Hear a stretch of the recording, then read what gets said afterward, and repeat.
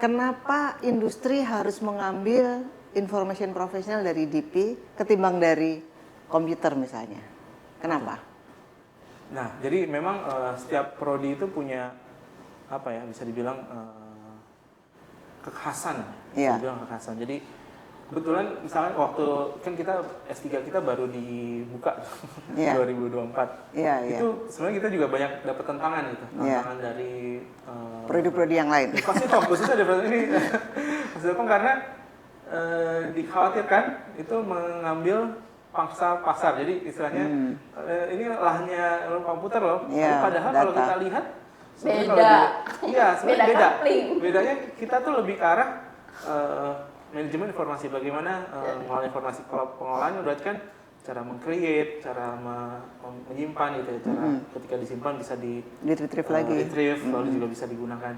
Sedangkan kalau di ilmu komputer itu lebih ke arah teknisnya, misalnya bagaimana pengembangan platformnya. Jadi sebenarnya domainnya itu lebih domain pengolahan informasi ya. Seberapa jauh user mengetahui perbedaan ini, Mas Prabu? Biasanya kalau kalau di kita biasanya ada buku pedoman ya, biasanya buku pedoman. Maksudnya di luar pasar ya? Luar pasar. Industri misalnya, seberapa jauh industri itu mengerti, saya memerlukan information professional tapi yang basisnya perpustakaan.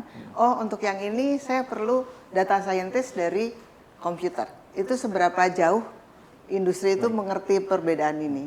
Kalau di Indonesia kita punya yang namanya ini ya, SKKNI ya biasanya kalau kompetensi. Misalkan kayak kalau pustakawan berarti harus bisa apa-apa aja. Nah itu harus biasanya kalau sebagai penyelenggara prodi itu juga harus memperhatikan SKKN itu juga biasanya ada asosiasi ya, asosiasi prodi apa misalnya.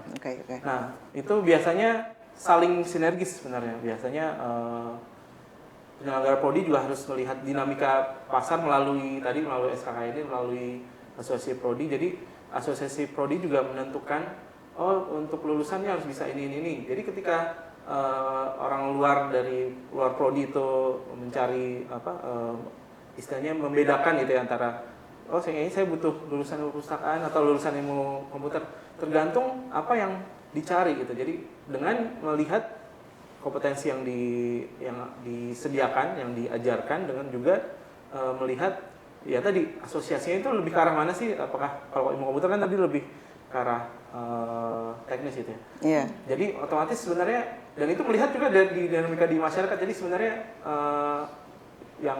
kalau itu berjalan dengan, harusnya sih berjalan, maksudnya dia akan melihat tadi misalkan kompetensi juga akan melihat dari perkembangan di masyarakat. Lalu juga masyarakat akan melihat ini bedanya di sini nih, karena kompetensi yang disediakan oleh perpustakaan lebih ke arah manajemen informasi dan dokumen. Kalau di luar itu biasanya sih sudah melihat dari situ ya. Tapi Prabu tadi kan Prabu mengatakan bahwa prodi menyiapkan professional librarian ya. Betul.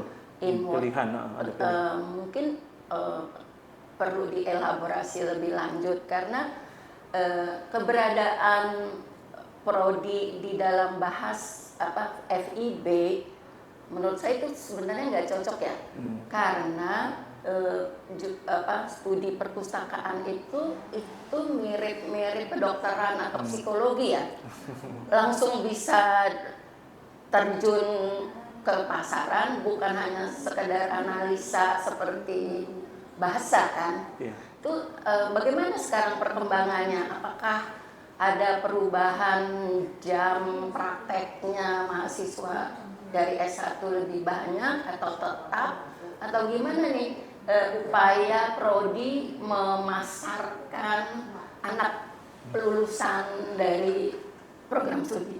Iya, jadi memang sebenarnya tadi ya departemen itu memberikan opsi sebenarnya. Ini bukan opsi ya, lebih ke arah menyiapkan ini lulusan ini bisa jadi pustakawan. Lalu misalnya pustakawan ini digambarkan dengan daftar mata kuliahnya misalkan, lalu bisa juga jadi arsiparis karena kita ada mata kuliah yang bisa mungkin untuk menjadi arsiparis. Nah jadi memang kalau misalnya tadi Ibu Eli menjelaskan misalkan kita kurang cocok di bawah ilmu pengetahuan budaya. Sebenarnya ini ada kaitannya dengan sejarah sebenarnya, Bu. Jadi memang awalnya sejarah perpustakaan kan memang awalnya itu kaitannya dengan literatur, dengan buku gitu ya. Jadi memang awalnya itu di bawah Fakultas Sastra dulu ya. Sekarang berubah jadi ilmu pengetahuan budaya. Sebenarnya sejarah ini juga sebenarnya mirip, ada beberapa kemiripan di negara-negara lain. Contohnya kayak termasuk di Turki, dia termasuk di Fakultas humaniora ya, kalau di sana humanitis. Sama berarti ya. Sama ya. Tapi malah perkembangan juga kalau kita lihat termasuk di Florida State juga awalnya juga dia di bawah ini literatur gitu ya. Tapi akhirnya mengalami perkembangan gitu. Dan ada beberapa prodi baru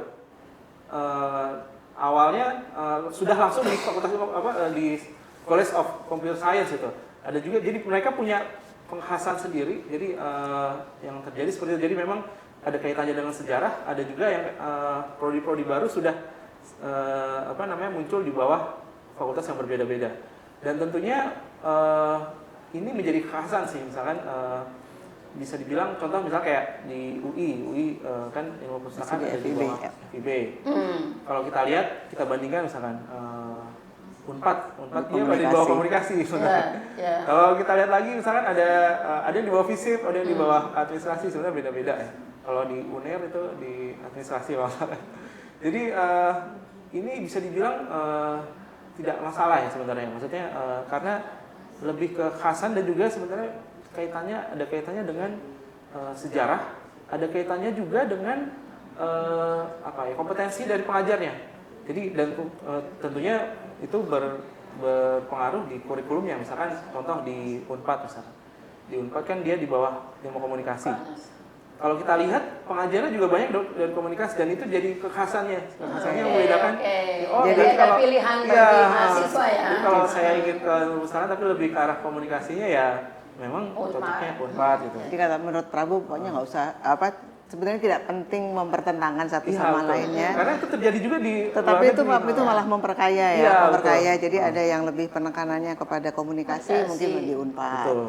Tapi ketika lebih mengarahkan talentanya kepada pengelolaan teknis, mungkin nanti di tempat yang lain. Betul. Nah, kalau di UI itu di bawah naungan Fakultas Ilmu Budaya sesuai dengan asal usulnya adalah bahwa pengetahuan dari budaya.